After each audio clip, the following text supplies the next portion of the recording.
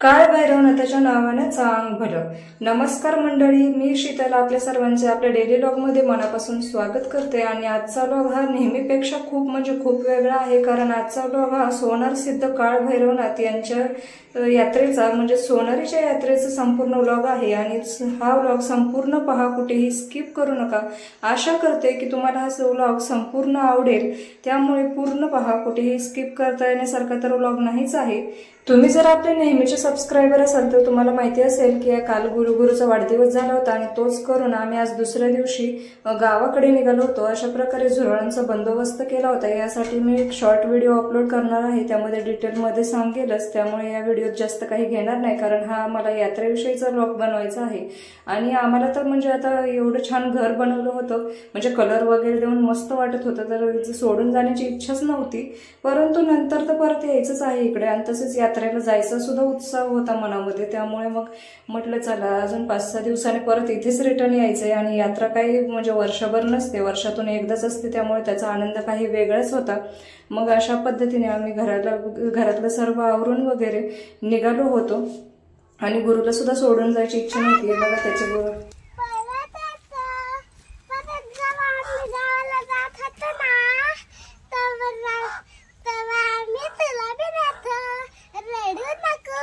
गावाकडे निघालो होतो, तर असं काहीतरी म्हणत होता, त्यामुळे खूप हसायला येत होतं. सुरुवातीला पहिल्यांदा म्हटलेलं तेव्हा खूप हसायला येत होतं. नंतर त्याला म्हणायला लावलं व्हिडिओसाठी, तर मग नंतर लाजायला लागलं, काहीतरी असं तरी म्हणून टाकलं ना. अशा प्रकारे आम्ही गावाला निघालो होते. बघा पाठीमागे डिक्कीत तुम्हाला सामान वगैरे दिसत असेल. आणि ही 10 लिटरची बॉटल तर त्यासाठीच घेतली होती, कारण पाणी खूप जास्त लागतं ना. आता उन्हाळ्याचे दिवस आहेत, त्यामुळे तर खूपच जास्त लागतं ना. आता आम्हाला फिल्टर पाण्याची सवय लागली ना. आता सर्व गावाकडे फिल्टर पाणी उपलब्ध असतं, फक्त ते भरून आणायचं कशात ही पंचायत असते. म्हणून मग अशा प्रकारे आम्ही 10 लिटरची बिस्लरीची बॉटल जी घरात होती ती घेतली होती. म्हटलं चला आता वाटेत पण होईल, घरी गेल्यानंतर पण होईल, आणि नंतर हे संपल्यानंतर परत आणखीन भरून आणायला हीच बॉटल होईल. म्हणून अशा प्रकारे आम्ही CNG वगैरे रिक्षामध्ये भरून थेऊर फाट्यावरून निघालो होतो गावाकडे जाण्यासाठी. आणि आम्ही करमाळकर बरं का, त्यामुळे थेऊर फाट्यावरून आम्ही सोलापूर रोडला निघालो आहोत. आणि तिथून मग गावाकडे काय करायला. अरे देवा, मस्ती करायला जायचंय. काय मस्ती करायची.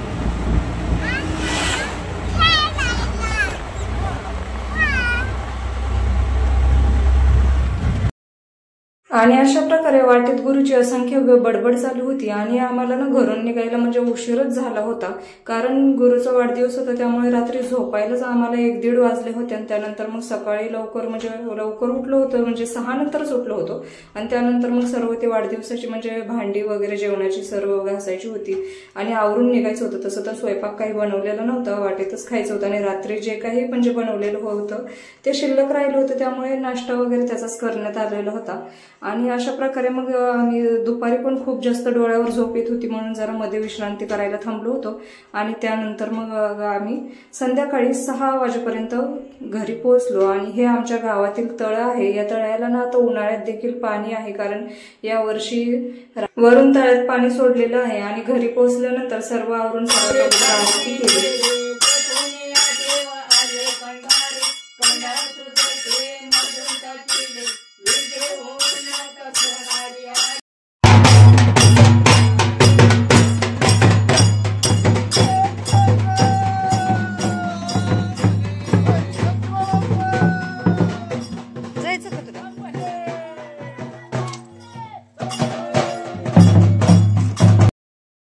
काल संध्याकाळी आम्ही घरी आलो आणि आज सकाळी आता यात्रेसाठी निघायचं आहे, त्यामुळे रात्री गुरुच्या हस्तेच घरीच आरती करण्यात आली होती. आणि आज सकाळी असे वाजत गाजत देव हे कावडीकडे नेण्यात आले आहेत. आणि वस्तीवरचे म्हणजेच आमच्या भावकीचे सर्वांचे देव अशा प्रकारे वाजत गाजत कावडीजवळ नेण्यात येतात.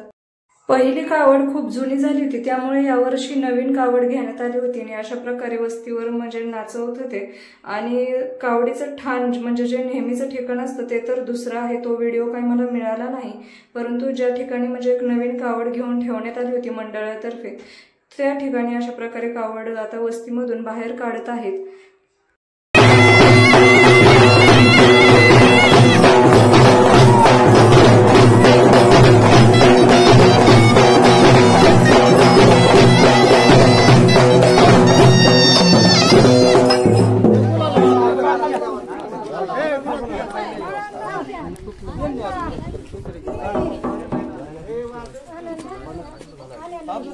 माझ्या घराला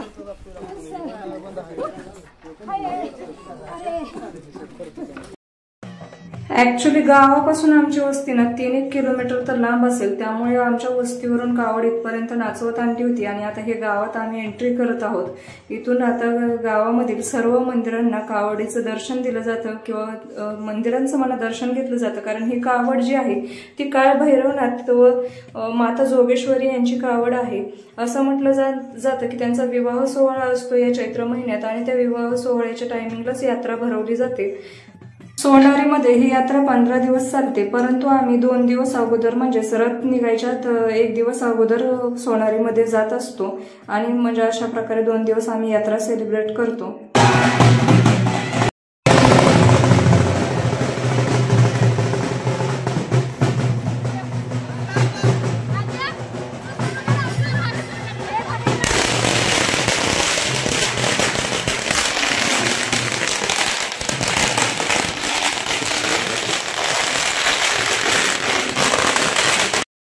खरं पाहायला गेलं तर आम्ही झऱ्याचे गावकरी आहोत, परंतु हे जे तुम्ही व्हिडिओमध्ये पाहताय ही यात्रा झऱ्याची नसून ही सोनारीच्या काळभैरवनाथाची यात्रा आहे. झरे गावचे ग्रामदैवत हे ज्योतिर्लिंग आहेत, म्हणजे जो आपले ज्योतिबा आहेत. आणि आमच्या कुटुंबाचे म्हणजे बागल परिवाराचे जे कुलदैवत आहेत ते काळभैरवनाथ यात्रा सोनार सिद्ध इथे म्हणजे सोनारीचे काळभैरवनाथ आहेत. त्या आता ही झऱ्यातील ग्रामदैवत म्हणजे ज्योतिबाची यात्रा ही दरवर्षी हनुमान जयंती दिवशी येते, परंतु आमच्या जे कुटुंबाचे कुलदैवत आहेत सोनारीचे भैरवनाथ यांची यात्रा ही त्या हनुमान जयंतीनंतर म्हणजे ज्योतिबाच्या यात्रेच्या नंतर 8 दिवसांनंतर येत असते. त्यामुळे मग आम्हाला सर्वजणांना म्हणजे कुलदैवताच्या यात्रेच्या टायमिंगलाच यावं लागतं. ते झऱ्याच्या यात्रेच्या टायमिंगला कोणी एवढं येत नाही. जे कोणी वस्तीवर वयोवृद्ध माणसं असतील तेच तेवढे यात्रेला येतात. आणि अशा प्रकारे गावातील सर्व मंदिरांचं म्हणजे कावडीचं व मंदिरांचं दर्शन घेतलं जातं, भेट घेतली जाते. इथे मी काही व्हिडिओ फॉरवर्ड केले म्हणजे फास्ट फॉरवर्ड केले आहेत तुम्हाला दाखवण्यासाठी. कारण जे मंदिरं म्हणजे अशी जरा पटांगणात आहेत जिथे पूर्ण मंदिराला वेढा घालता येतो अशा ठिकाणी मंदिराला वेढा घातला जातो. आणि काही मंदिरं जे असे म्हणजे जिथं वेढा घालता येत नाही तिथं फक्त कावडीचे आणि जे गावातील मंदिरं आहेत त्यांचे शिखराचे दर्शन घेतले जाते. आपण पण पहा ना, ज्यावेळेस आपले म्हणजे लग्न असतं त्यावेळेस ना नवरा नवरी हे देवाचं दर्शन घ्यायला जातात. त्याचप्रमाणे आता आहे काळभैरवनाथ व माता जोगेश्वरी यांचा विवाह सोहळा आहे आणि त्यांचीच ही कावड आहे. त्यामुळे मग त्यांच्या विवाह सोहळ्यासाठी मग या कावडीमार्फत सर्व देवांचं असं दर्शन घेतलं जातं. आणि व्हिडिओ पुढे पण कंटिन्यू पाहत राहा, तुम्हाला दिसेलच काय मी जे सांगत आहे ते. ज्या ज्या ठिकाणी मोठी झाडे आहेत किंवा लाईटीच्या तारा वगैरे आहेत त्या ठिकाणी कावड अशा प्रकारे खाली घेतली जाते. आणि जिथे मोकळं पटांगण आहे तिथे कावड नाचवत गाजवत गावाच्या वेशीपर्यंत आणतात. कारण स्वतःच्या गावात ही वेगळीच फिलिंग असते. आता इथून तर आम्ही सोनारीला जाणारच आहेत, परंतु झरे हे आमचं प्रॉपर गाव असल्यामुळे स्वतःच्या गावात म्हणजे असं खरंच खूप छान वाटतं. आणि इथे सुद्धा मग अशा प्रकारे कावड नाचवली जाते. मागच्यावर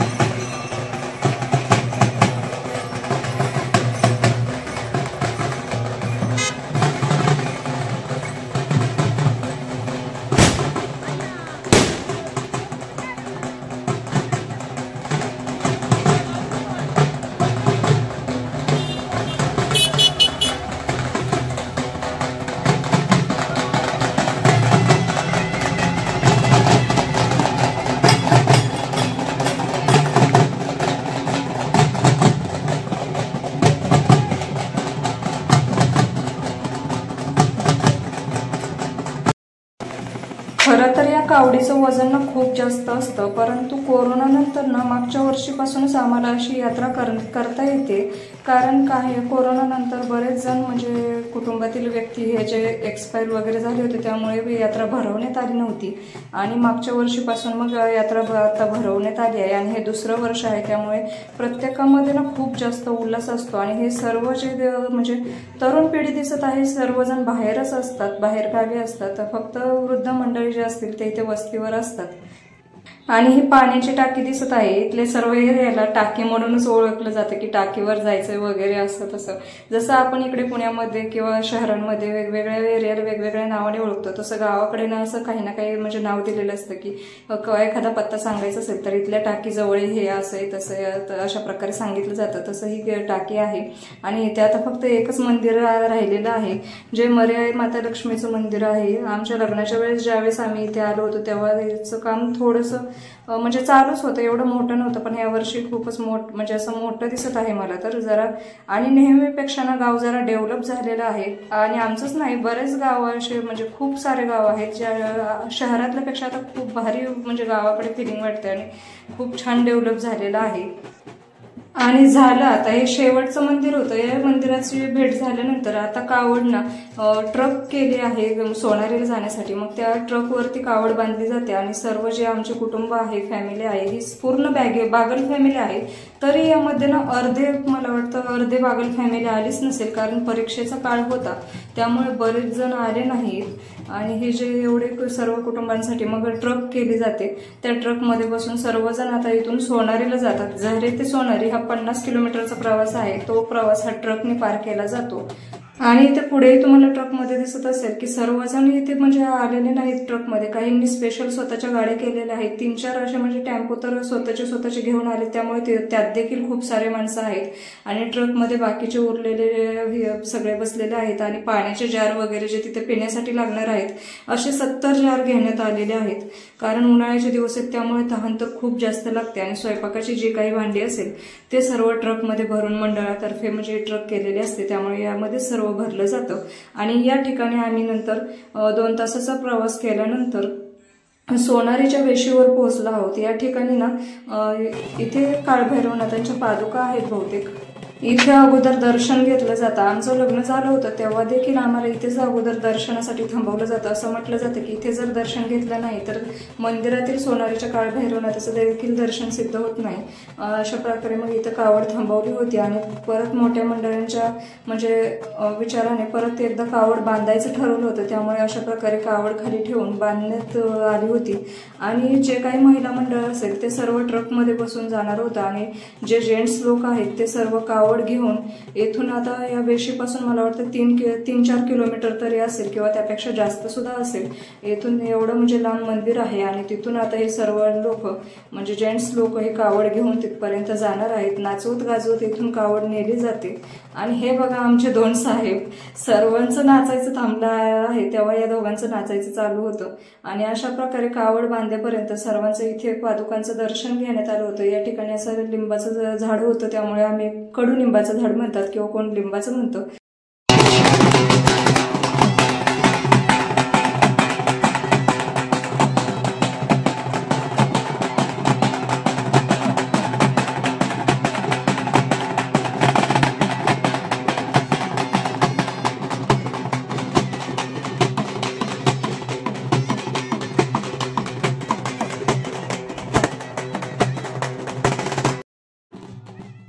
आणि इथे ना आमच्या पाठीमागे केमवरून एक कावड पहिल्यांदा तुम्हाला दिसली असेल, त्यांच्या तिथली कावड आली होती, त्यांची आमची नेहमी इथे भेट होते. आणि त्यामुळे दोन्ही हलगीवाल्यांची, त्यांच्या आणि आमच्या हलगीवाल्यांची अशी जुगलबंदी चालली होती, कोण कोणापेक्षा जास्त वाजवेल अशा प्रकारे.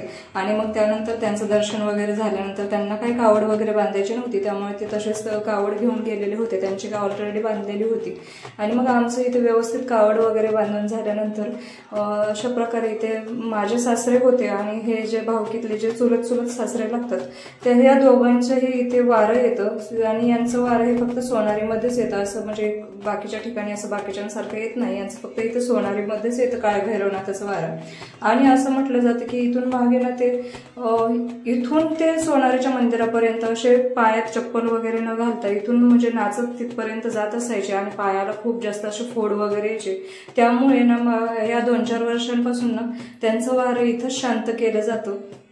आणि फक्त मग पायात चप्पल वगैरे घालून बाकीच्यांसोबत ते सुद्धा चालत मग इथून काळभैरवनाथाच्या मंदिराकडे जातात. आणि इथून तुम्हाला रस्ता दिसत असेल का, अजून तर मंदिर दिसत पण नाहीये. आणि इथून आता यांना कावड नाचवत वगैरे न्यायची आहे. खरंच यांची कमाल वाटते का. आणि यांना ना उत्साह एवढा असतो, वर्षभरापासून प्लॅनिंग चाललेली असते. आता कसं मोबाईलमुळे ना सर्व काही शक्य झाले, सर्वांचा व्हॉट्सअप ग्रुप वगैरे आहे, त्यामुळे ग्रुपवर वर्षभर प्लॅनिंग चाललेली असते आणि ह्या वर्षातल्या 2 दिवसात त्याची पूर्ण कसर काढलेली असते, काढलीच जाते. अशा प्रकारे नाचवत गाजवत कावड मग नेतात मंदिरापर्यंत. आणि मग ट्रकमध्ये बसून आम्ही महिला मंडळ व लहान मुले हे सर्व काळ भैरवनाथाच्या मंदिरापर्यंत जातो. तिथेच आमचं जे ठिकाण नेहमीचं ठिकाण आहे तिथे ट्रक थांबते.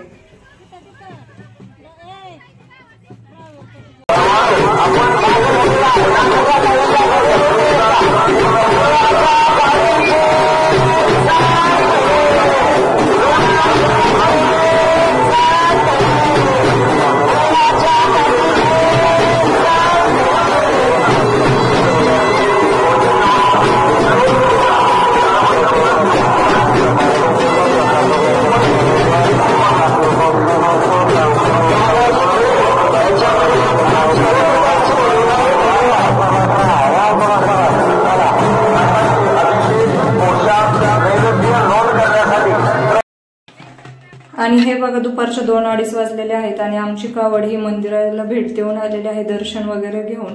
अशा प्रकारे सोनार सिद्धचे दर्शन वगैरे करण्यात आले होते. आणि बरोबर मंदिराच्या समोर ही जे बाराव दिसत आहे त्याच्या पुढेच आमचं ठिकाण होतं, जे आम्ही पहिल्यापासून म्हणजे याच ठिकाणी आम्ही थांबायचो. परंतु आता ना इथे जागा कमी पडत आहे, एवढी जागा आम्हाला पुरत नाही, कारण बाजूलाच हे जे अन्नछत्र आहे त्यामुळे एवढी जागा, आणि कटुकुटुंब वाढलेलं आहे त्यामुळे तर जागा पुरत नाही. त्यानंतर दिवसभर जरा ना आराम केल्यानंतर 2 वाजल्यानंतर आराम केला थोडा वेळ. गरम तर खूप जास्त होत होतं त्यामुळे झोप तर लागत नव्हती, पण थोड्या वेळ जरा अंग टाकलं होतं. आणि मग नंतर 4-5 वाजता आम्ही अशा प्रकारे फिरायला आलेलो होतो म्हटलं. आणि दुपारी तर एवढं काही म्हणजे तिथे काम नसतं, कारण जेंट्स लोक वगैरे पाल वगैरे ठोकून घेतात आणि जे काही सकाळी बनवून आणलेलं असतं तेच दुपारी खाल्लं जातं आणि संध्याकाळी जेवण वगैरे बनवलं जातं. त्यामुळे आता सध्या काही काम नव्हतं, म्हणून मग म्हटलं की चला एन्जॉय करून घ्यावं, थोडंसं फिरून वगैरे यावं. आणि हे बघा आमचे छोटे साहेब सकाळपासून एवढे नाचलेत तरी देखील इथे येऊन अशा प्रकारे पैसे देऊन उड्या मारायच्याच होत्या याला. आणि मग म्हटलं जाऊ द्या, हौस आहे तर घेऊ द्या फिटवून. बघ अशा प्रकारे आम्ही देखील त्याला उड्या मारून दिला, काय करायचं ते कर म्हटलं. आणि आम्ही ते थोडं फिरेपर्यंत ना इकडे असं सर्वांचं ना वेगळंच चालू होतं, म्हणजे नाचायचं वगैरे त्यांचं प्लॅन चाललेलं होतं. कारण आता संध्याकाळी शेरणी घेऊन जायची होती आणि मंदिरात खूप जास्त गर्दी असते, तरी पण तिथे तर नाचणार आहेत, पण तरी सुद्धा इथे पण एक वेगळीच एन्जॉयमेंट चालली. आणि आम्हाला वाटलं की आम्हीच खूप उशीर केला. आणि इथे तुम्हाला आजूबाजूला टेम्पो वगैरे दिसत असतील, हे काय आमचे नाही आहेत, हे बाकीच्या गावाकडचे आहेत. या मंदिराशी खूप सारे गावं जोडलेले आहेत, त्यामुळे इथे बऱ्याच गावांमधून लोक या यात्रेसाठी येत असतात. खूप जणांचं हे कुलदैवत आहे आणि त्यामुळे बरेच म्हणजे आजूबाजूच्या गावापेक्षा या गावात सर्वात मोठी यात्रा भरते.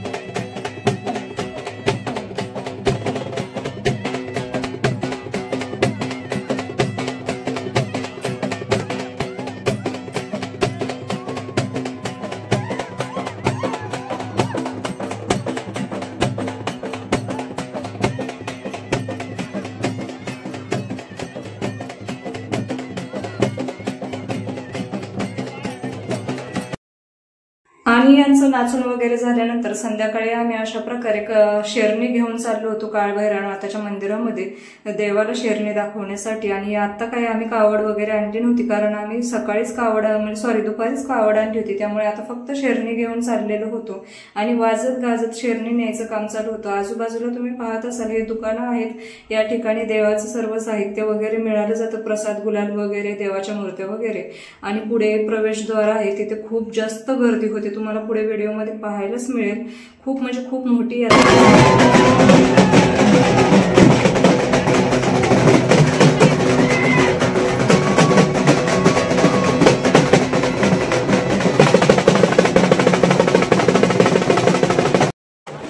हे पहा, आम्ही काळ भैरवनाथाच्या मंदिरामध्ये प्रवेश केला आहे आणि या ठिकाणी सुद्धा कावडी बऱ्याच आलेल्या आहेत. आमच्या सुद्धा म्हणजे तरुण पिढीचं चाललेलं होतं की आपली देखील कावड न्यायची का, परंतु मोठे जे वयस्कर व्यक्ती असतात त्यांचं म्हणणं होतं की नको, आता दुपारी नेलेले आहे आणि त्यांचं एका अर्थी बरोबर असतं, एवढ्या गर्दीमध्ये कशाला उगाच चेंगराचेंगरी करायची.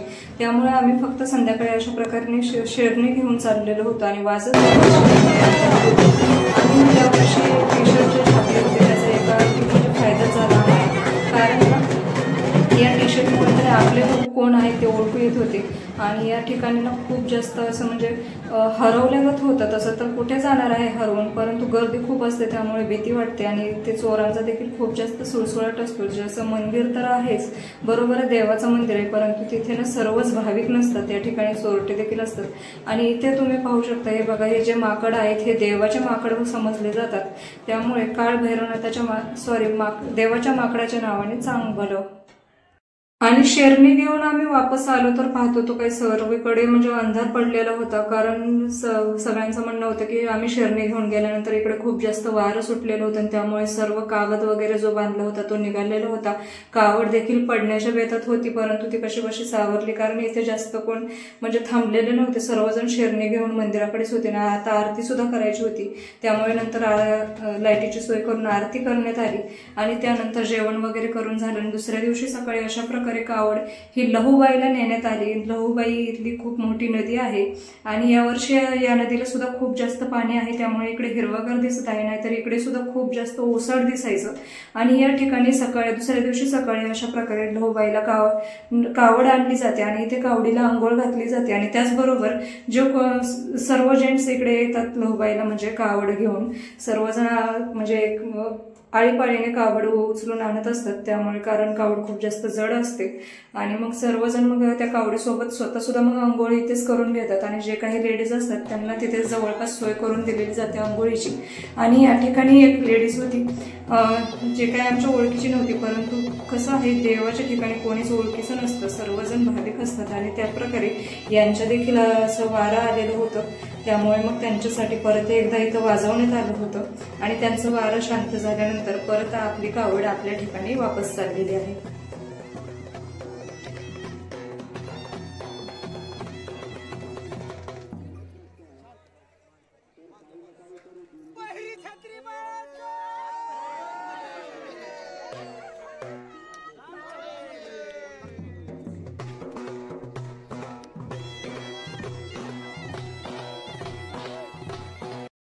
आणि आता दुसऱ्या दिवशी सकाळी कावड लहूबाईला गेल्यानंतर इथे ना ज्या काही लेडीज होत्या आणि 2-4 जे जेंट्स होते त्यांच्या मदतीने स्वयंपाक वगैरे करण्यात आला होता. त्यामुळे मी काही एवढा जास्त व्हिडिओ काढला नाही, कारण मला ना लाज वाटत होती. मी कधी म्हणजे असं पब्लिकमध्ये एवढे व्हिडिओ काढले नाहीत. आता या ठिकाणी जेव्हा नाचत गात असतील तेव्हा सर्वच काढत होतात, म्हणून मी पण काढून घेतले होते आणि तेच तुमच्याशी शेअर करते. आणि इथे ना सकाळी नाश्ता झाला, कावड लहूबाईवरून आणण्यात आली. त्यानंतर मग आता जेवणाला देखील टाइम होता, कोणाला सुद्धा एवढी भूक लागलेली नव्हती, म्हणून मग सर्वांचं अशा प्रकारे इथे एन्जॉय करायचं चाललेलं होतं. स्पेशली आता यामध्ये म्हातारी माणसांचा देखील समावेश करण्यात आलेला होता आणि जे कोणी हलगेवाले होते त्यांना प्रत्येकासाठी वेगवेगळा डाव त्यांच्या मार्फत ठेवलेला होता की वृद्ध व्यक्तींसाठी वेगळा, वयस्कर व्यक्तींसाठी वेगळा आणि जे काही तरुण पिढी असतील, लहान मंडळी असतील किंवा लेडीज असतील त्यांच्यासाठी वेगवेगळं, अशा प्रकारे सर्वांसाठी वेगवेगळे डाव ठेवलेले होते.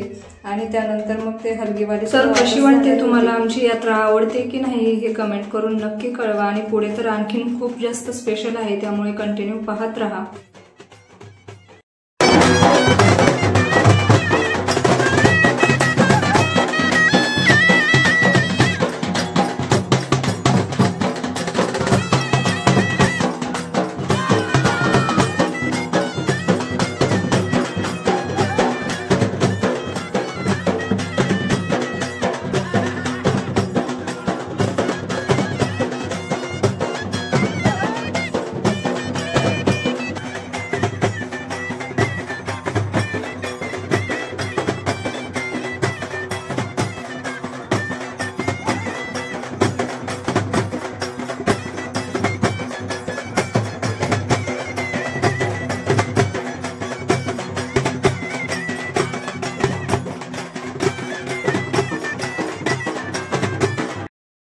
ठिकाणी ना सर्वांचा आता जल्लोष वगैरे करून झालं, जेवण वगैरे झालं. आता 3 वाजत आलेले होते आणि आता रथ बाहेर निघणार होता, त्यामुळे रथाचं दर्शन घेण्यासाठी मग आता आमची कावड निघालेली होती. आणि या रथाची देखील एक वेगळीच कथा आहे. जर कोणी सोनारीच्या यात्रेला आलेला असेल आणि तुम्हाला माहिती असेल तर त्यांनी कमेंटमध्ये नक्की सांगा. आणि या ठिकाणी तुम्ही पाहू शकता आमची कावड ते आलेली आहे, त्यासोबतच बऱ्याच जणांचे म्हणजे जे आजूबाजूला जे कोणी टेंट करून राहिले होते त्यांचे सुद्धा कावडे आलेले आहेत. काहींच्या कावड्या आहेत, काहींची काठ्या आहेत. आता इथे तुम्हाला झेंडे दिसत असतील, परंतु याला देवाची काठी बोललं जातं आणि त्याला अशा प्रकारे झेंडे लावले जातात. आणि मग हे सर्व रथाचे वगैरे दर्शन घेतात. त्यासोबत रथासोबतच बरेच देवाचे काय काय म्हणजे आता जे वाहन असेल, हत्ती असेल, घोडा असेल, देवाची छत्री असते, ते सर्व अगोदर एक एक करून येत जातं आणि त्याचे अशा प्रकारे दर्शन घेतलं जातं. आणि सर्वात शेवटी रथ येतो, तो देखील तुम्हाला पाहायला मिळणार आहे. या ठिकाणी ना माझ्या काकाला ना म्हणजे कमरेवरती गुरु होता आणि त्याला घेऊन मी व्हिडिओ काढत होते, कारण आमच्या सासऱ्यांच्या अंगात या ठिकाणी वारे येतं आणि त्यांना पकडण्यासाठी मिस्टर जे बिझी होते. आणि मग मी अशा प्रकारे इथे पाठीमागे उभा राहून व्हिडिओ काढत होते. आणि इथे खूप जास्त गर्दी असते, चेंगराचेंगरी होण्याची तर खूप जास्त भीती असते.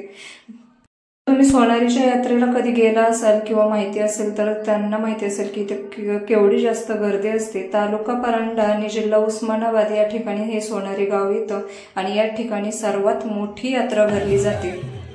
कारण ना सोनार सिद्ध काळभैरवनाथ हे खूप जणांचं कुलदैवत आहे, त्यामुळे प्रत्येक जण ज्यांचं कुलदैवत आहे ते सर्वजण आपापल्या गावातून काही ना काही वाहन करून या ठिकाणी मुक्कामाला राहतात.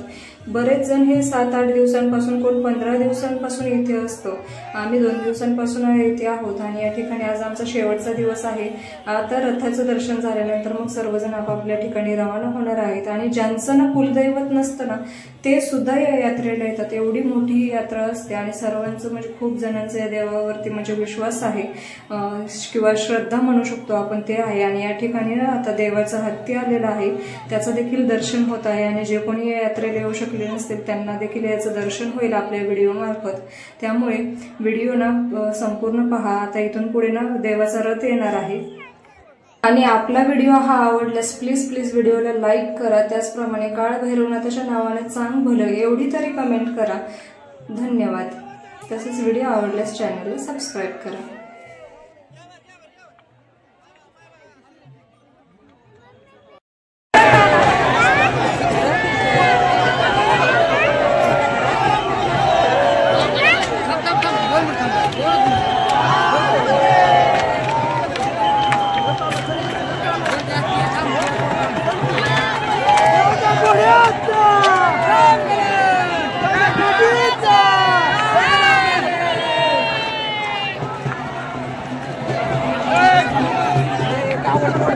Hey,